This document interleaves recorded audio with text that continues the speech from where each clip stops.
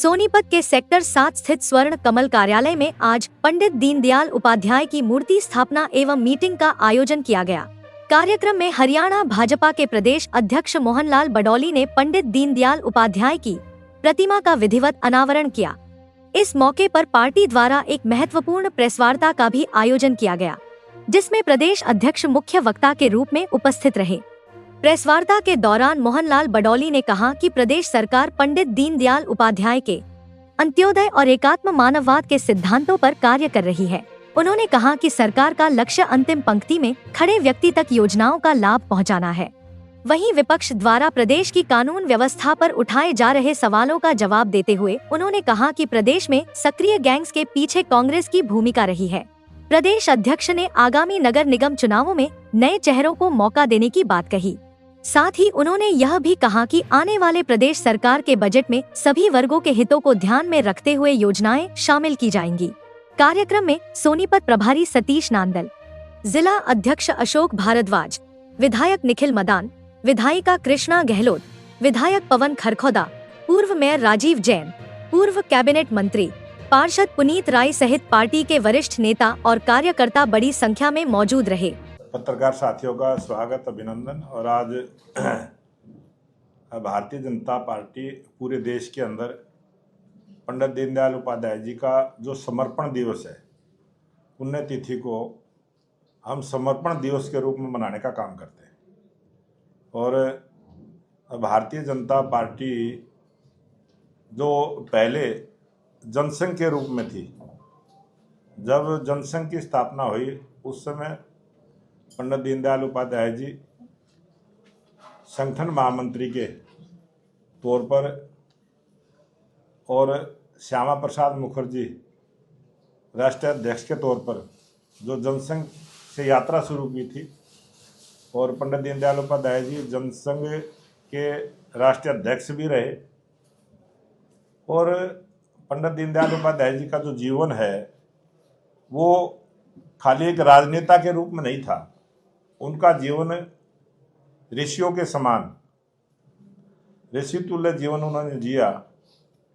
और राजनीति के अंदर किस प्रकार की सोच के साथ एक राजनीतिक दल ने काम करना चाहिए, उन उद्देश्यों का पैमाना तय किया। और उन्होंने एक विचार एकात्म मानववाद, उस पर कई पुस्तकें लिखी हैं।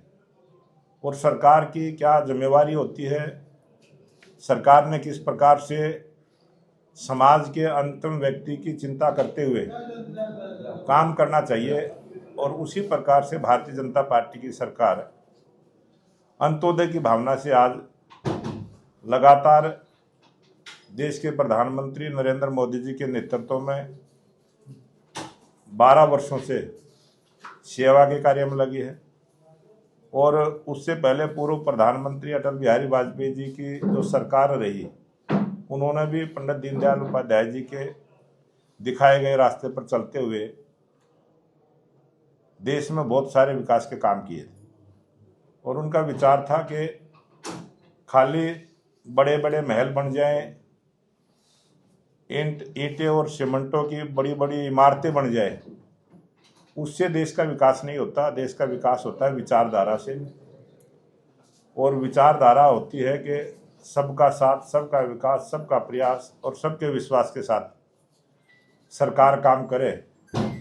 और जो गरीब कल्याण की योजनाएं जो हमेशा से सरकार चलाती रही है, उन गरीब कल्याण की योजनाओं का लाभ समाज के अंतिम व्यक्ति को मिले, ये सरकार की सबसे बड़ी उपलब्धि है। और उसी पर आज देश के प्रधानमंत्री नरेंद्र मोदी जी की जो सरकार है वो काम कर रही है, सेवा के काम में लगे हैं। ये जो विचार दिया है ये पंडित दीनदयाल उपाध्याय जी का विचार है। और आज हम उनकी समर्पण दिवस के रूप में इसको मनाने का काम करेंगे। और पंडित दीनदयाल उपाध्याय जी का जो विचार है वो नीचे लोगों तक भी पहुँचे, इसलिए भारतीय जनता पार्टी जो पूरे देश के प्रत्येक बूथ पर, यह हम बूथ का कार्यक्रम करते हैं। आज हरियाणा में भी 20,629 बूथ है। सभी बूथों पर भारतीय जनता पार्टी के कार्यकर्ताओं ने बूथ की बैठकें भी की हैं। और उसके साथ साथ उनके विचार को भी आज हमने चर्चा की है। किस प्रकार से साधारण व्यक्ति भी राजनीति के माध्यम से जनता की सेवा कर सकता है। और उसी बात को लेके भारतीय जनता पार्टी ने फैसला लिया है कि पंडित दीनदयाल उपाध्याय प्रशिक्षण वर्ग जो पूरे 1 साल तक चलेंगे का काम करते थे। 2014 से भारतीय जनता पार्टी की सरकार है और पहले लगातार हरियाणा में कांग्रेस पार्टी की सरकार रही है। 2014 में जब हमारी सरकार आई, हरियाणा की पॉपुलेशन कितनी थी, 60 वर्ष से ऊपर की आयु के कितने लोग थे और कितने लोगों को हमने पेंशन दी है। और हमने बगैर भेदभाव के, जो हमारी सरकार का उद्देश्य है कि अंत्योदय, समाज के अंतिम व्यक्ति का उदय किस प्रकार से होना है, कोई भी समाज में छूट ना जाए, इसीलिए हमने बड़े स्तर पर नई पेंशन बनवाने का काम किया। हमारी सरकार के अंदर बहुत सारी पेंशनें बढ़ी, वो ऑन रिकॉर्ड है, वो भी हम डाटा आपको देंगे। हमारी सरकार ने एक पॉलिसी तय की और उस पॉलिसी के तहत हमने 3 लाख रुपए तक की जो सालाना इनकम जिस फैमिली की है, उन बुजुर्गों को उससे बाहर रखा गया। एक ये पॉलिसी बनाने का काम किया और उसमें किसी भी प्रकार का कोई भेदभाव ना हो, उसका पूरा चेकिंग सिस्टम किया। और हमारी सरकार आने के बाद जो परिवार गरीबी रेखा से ऊपर उठे हैं वो बड़ी संख्या में है। जो 3 लाख रुपए की सालाना इनकम से परिवार बढ़े हैं, उन बुजुर्गों की पेंशन कटी है। अगर किसी की गलत कटी है तो उस पर रोक लगी है, कटी नहीं है वो। और अगर उनको 2 महीने 3 महीने चेकिंग के समय नहीं भी मिलेगी तो उनको पीछे के एरियर समेत देने का काम करेंगे, ब्याज समेत देने का काम करेंगे, लेकिन किसी भी प्रकार का भ्रष्टाचार ना हो। ये हमारी सरकार की जीरो टॉलरेंस पे सरकार काम करे। किसी भी पात्र व्यक्ति की पेंशन ना कटे और किसी भी अपात्र व्यक्ति को ना मिले। इस प्रकार से जो कानून में प्रावधान है, कानून की प्रक्रिया को पूरा करते हुए हम काम कर रहे हैं। बहुत सारे जो लोगों की पेंशन बनती है, ऑनलाइन बनती है, उन्होंने फार्म भी नहीं भरना पड़ता।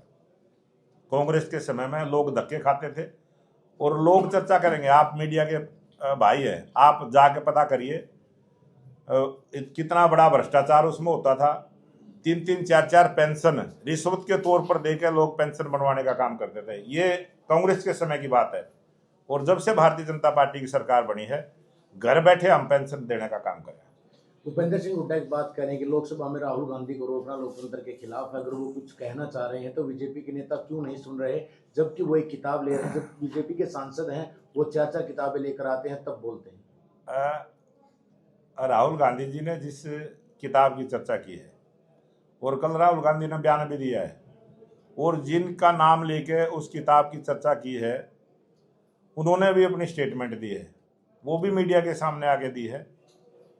और उन्होंने खुद स्वीकार किया है कि इस प्रकार से उस किताब का हवाला लेकर जो पार्लियामेंट के अंदर राहुल गांधी जी की जो बयानबाजी है वो गैर संसदीय परंपरा के खिलाफ है और संसद के अंदर झूठ ना बोली जाए। जिस किताब का प्रकाशन हुआ ही नहीं है उसकी जिम्मेवारी कौन लेगा। ऐसे ही किसी कागज पर लिखी हुई किसी बात को संसद में उठाना ये परंपरा के खिलाफ है। और राहुल गांधी हमेशा से ही, जब चुनाव का समय था, लोकसभा का चुनाव था, उस समय भी एक लाल किताब को लेकर वो हर मंच पर घूमते थे। उस समय भी उन्होंने संविधान के अपमान किया था। अब की बार भी उसी प्रकार से किताब को लेकर चर्चा की है। और कांग्रेस के बारे में बहुत सारी किताबें ऐसी छपी हैं जिनका प्रकाशन हुआ है, वो उन पर चर्चा करें तो अच्छा रहेगा। अध्यक्ष जी, विपक्ष के नेता प्रदेश की कानून व्यवस्था पर सवाल खड़े करते हुए एक सर्वेक्षण का जिक्र करते हुए कह रहे हैं कि रेटिंग बहुत ज्यादा गिरी है। 80 से ज्यादा आपराधिक गैंग जो है वो चल रही है, लगाम नहीं लग रही है। अब हरियाणा के अंदर आप देख सकते हैं किस प्रकार से बिल्कुल शांति का माहौल है, बगैर भय के लोग जी रहे हैं। किसी भी प्रकार का वातावरण समाज में खराब नहीं है। अगर वातावरण खराब है और भय है तो कांग्रेस वालों को है। कांग्रेस के लोग, कांग्रेस के जो नेता हैं वो कहीं भय में जी रहे हैं क्योंकि पाप उन्होंने किया है। वो पाप कांग्रेस को तंग कर रहा है। कांग्रेस पार्टी के अंदर बहुत सारा, कांग्रेस के शासन के समय बहुत सारे भ्रष्टाचार किए हैं, बहुत सारे गैंग बनाए हैं, तो कांग्रेस ने बनाए हैं। कांग्रेस वालों को पता है जब वो गैंग सामने आएंगे तो अपने आप पकड़ में आएंगे। रोहतक में व्यापारी से लेकर स्कूल संचालकों से चौथी के नेता हैं या उनको भी कहते अगर हैं कोई भी हरियाणा में अपराध करेगा वो बच नहीं सकता।